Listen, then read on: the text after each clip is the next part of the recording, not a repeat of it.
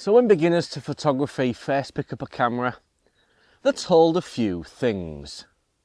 It must shoot raw, you must shoot manual, and you certainly have to ditch the kit lens. But today, we're going to completely ignore that advice.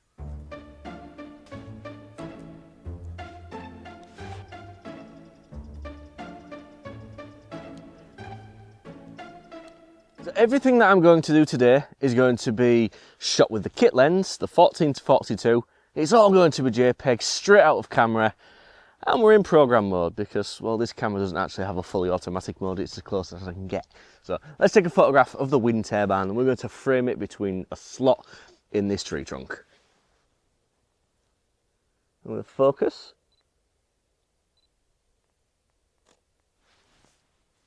Here's the first photograph.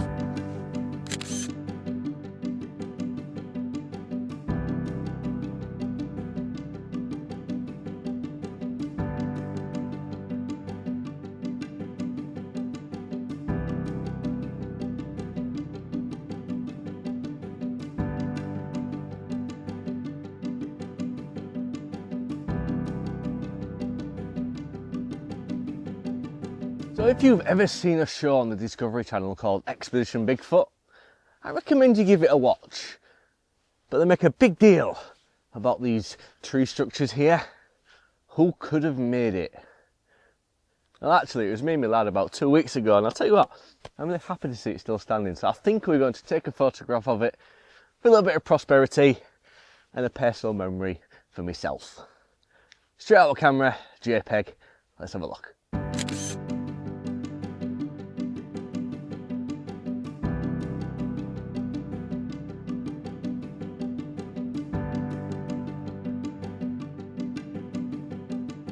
So one of the more interesting things that I'm finding happening this morning, sort of shooting this way, is when I think back to when I first picked up a camera, I'd go out and take an awful lot of photographs, and as time goes on and as time progresses and you pick up tips and tricks and all these kinds of things with photography, you actually take less and less photographs. And shooting back this way and having slightly less control over things, I'm finding myself taking the same photograph over and over again and trying to meter off different things and trying different compositions and different ways of exposing, because I know that everything is set in stone. It's a really strange way of shooting. Take this scene behind me, for instance. There is a tree in the clearing behind me and it is framed between two trees here. And you may be able to pick up on the video just the dynamic range of the scene. I've taken a photograph a couple of times as the light's been increasing, but I've not quite got something that I'm happy with. And that surprised me. That I thought I'd be able to just point the camera at it, compose it how I want, take the photograph. And that's not the case. And that has surprised me somewhat. I'm used to having all of the control in the world over the camera and allowing the camera to make its own mind up. I'm actually finding it a little bit more challenging. A surprising result, that. So there is some really lovely light coming through now, and the way that I've discovered that I can actually expose this in a way that I'm happy with is actually using auto exposure lock, not something I typically ever use. So let's have a look. Let's take this photograph and I'm going to explain what I'm doing as I'm doing it. So the trees in the foreground are an awful lot darker than the sky and the tree in the clearing in the background. So what I'm going to do is I'm going to focus on the subject that I want to take a photograph of, which is the tree. And now I'm going to come down here and look through the viewfinder until the tree ends up in some sort of exposure that I'm happy with, which is, there's going to be overexposing here, I gather that. There we go, I'm happy with that. I'm going to half hold the shutter button, recompose, and take the photograph. And that's locked in the exposure that I was happy with. All I had to do was recompose and shoot it. I am so used to having the dynamic range and the sliders in Lightroom to play with. This is not a way of shooting that I've ever considered before, and yay me for figuring it out. Here's the photograph.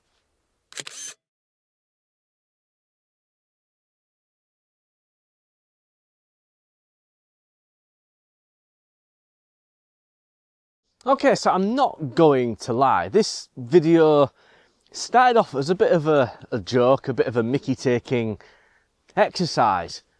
But I'm quickly discovering that there may actually be some truth to this taking control of your camera idea.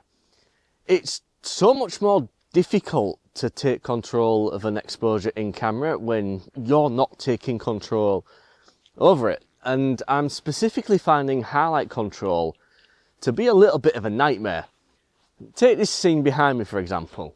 It is not that overexposed in real life. Yet every camera that I point at it, it's really overexposing. Now, in certain circumstances, that can be a look that can achieve a nice looking photograph. And I'm hoping that is something I'm about to do. But it really, really is extremely difficult for somebody who is used to having ultimate control over the final image to giving it up. So let's try taking a photograph and see what we can do with this one. So there is a group of like hay bales in this field, and the sun's coming in from the left hand side, and it looks really quite glorious. So how am I going to control the sky and the highlights? I don't actually know. A little bit of trial and error is going to be needed. I'm going to use some of the greenery in the foreground to block out some of the sunlight. So it really is just going to be the sky that I'm going to have to manage. So let's have a look. Let's zoom in a little bit. Let's focus on a hay bale. So we've got focus set in now. And now I'm going to do the same as what I did with the woodland, which is basically point the camera around till I find something that exposes how I like. Hold down the shutter button, which I can see is already killing the sky. Let's have a look. Take that photograph. Well, you can definitely tell it's a bright sunny day. Here it is.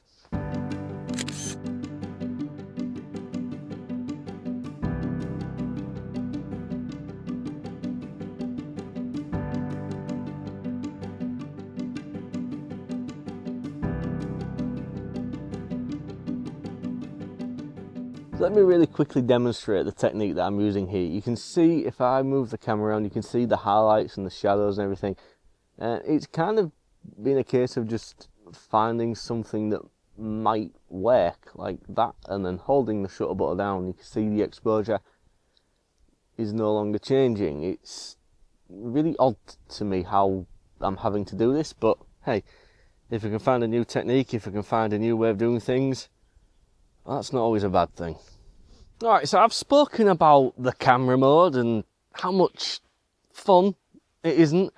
What about the actual lens on the front of it then? What about this kit lens that we're all told to ditch as soon as is humanly possible? It's fine. It's on the front of the camera. It's taking pictures. And that's all it needs to do. Yes, it's a little bit slow. It's not a fixed aperture like the more expensive lenses, but it's working absolutely fine. And that is one side of this that I do actually disagree with, is you must ditch the kit lens, and it's usually buy a 51.8 because 51.8.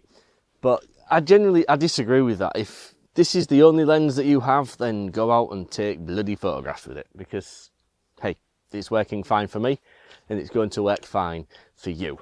The only thing that I have noticed with it is that it does flare a little bit more than the more expensive pro lenses, but hey, if you can move a lens around and eliminate the flare, then that's kind of all you have to do. Chromatic aberration, yeah, there isn't really any.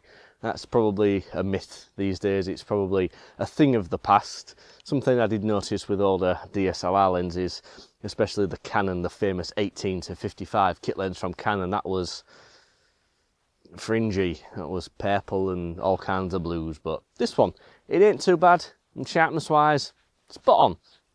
Absolutely spot on. You got to remember, this is a 20 megapixel camera.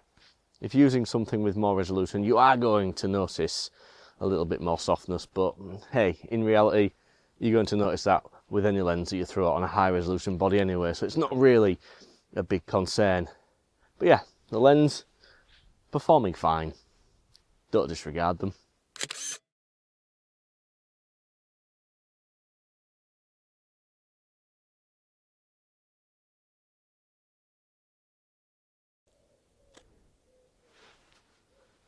So what then of the file format? What about the JPEGs that I'm shooting this morning?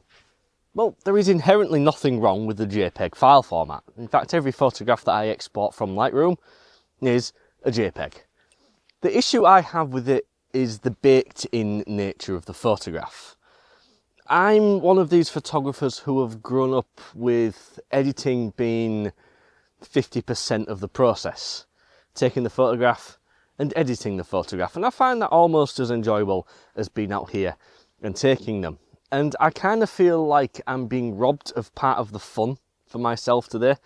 Like I said, all of the photographs that I'm going to have shown you in this video, they're going to be the JPEGs straight out of the camera. And there is nothing wrong with that. There is nothing wrong with the pictures. It's just I feel I've had some of the control taken away from me. If I wanted to throw a radial gradient over the little acorn that I've just taken a photograph of, I can't, can I? If I wanted to dim the background a little bit, if I wanted to change up the colours a little bit, I can't do that. And for me, that is part of the fun. For some of you guys, that's probably the worst thing on the planet. And I guess it's all personal preference, isn't it? So far today, I've pretty much disliked the photograph taking mode, the program mode. I have no control over anything apart from a little bit of exposure compensation. The lens has performed fine. I don't have a problem with the lens. But where I'm really disliking it is the photograph that I'm taking is the photograph, and for me, some of the fun's been removed. So let's end this video where it started. What have I discovered this morning? Well, giving up control of the camera was a surprise to me. I kind of thought that it was going to be point, shoot, click, jobs are good. That was far from the truth. That side of this argument I now completely understand. And I would now recommend that everybody throws it into at least aperture priority mode and definitely shoots RAW if you want to have control over how the photograph looks in the end. And it's a little bit easier to get the exposure that you're after.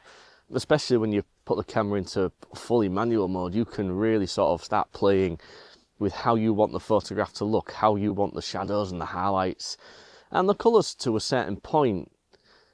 The lens side of it, where you must throw the kit lens away the second you buy the thing, I can't agree with that argument. The lens has done absolutely nothing wrong. Today I've used a cheap £88 lens and it's taken photographs, and that's all that the lens has to do. It just has to go on the front of the camera and allow light into it, and it's done that, and it's done it well. But the thing like I've just said, the real killer for me with this is the RAW argument. As somebody who has shot RAW for years and years and years, suddenly to go into shooting JPEGs and having no control over the final image, that side of it I really do agree with. If you really want creative control of your photographs, then I can now say, shoot RAW. It's a lot easier. The sliders can be a little bit intimidating. It's easy to go wild with them. It's easy to create some funky looking colours and some over texturised looking photographs.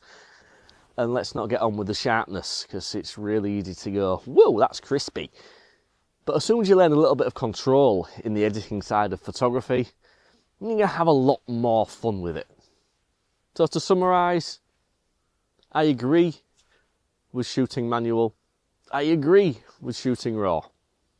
But keep your kit lens. They'll work just fine. So thank you very much for watching today's video. If you have enjoyed it, please do give it a like and a thumbs up, because it does help to bring new viewers to see my content. And if you're new here, you see me for the very first time, well, why not hit that subscribe button down below, and you'll see more Micro Four Thirds nonsense, where we shoot RAW and manual mode, and it's usually long exposures. Until next time, I'm just going to say peace and goodbye.